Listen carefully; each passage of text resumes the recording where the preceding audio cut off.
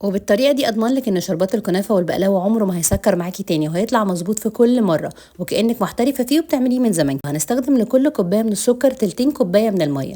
انا هنا بستخدم ميه مغليه علشان تسهل عليا بس ان انا ادوب السكر. ببتدي ان انا اضيف السكر والميه في الحله اللي انا هستخدمهم فيها، طبعا بضيفه في نص الحله كده علشان ما يجيش على الاطراف، وابتدي ان انا اقلبهم كويس جدا لغايه ما السكر يدوب. وابتدي ان انا اضيف معاهم معلقه من عسل الجلوكوز او العسل الابيض العادي، ابتدي ان انا اضيفها معاهم واقلبهم كويس جدا لغايه ما بتاكد ان السكر داب تماما. تقدروا ان انتوا ما تقلبوش وترفعوه على النار، لكن انا بحب ان انا اتاكد ان هو داب الاول تماما قبل ما ارفعه على النار.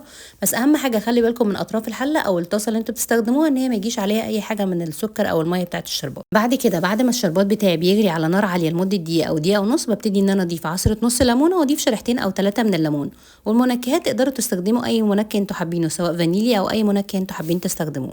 وهنا ببتدي ان انا اقلل درجه الحراره بتاعتي واخليه يغلي. لازم يغلي على درجه حراره هاديه لمده 10 دقائق، يعني لازم بسيبه يغلي على درجه حراره هاديه لمده 10 دقائق. وده قوام الشربات بتاعي بعد ما بيبرد.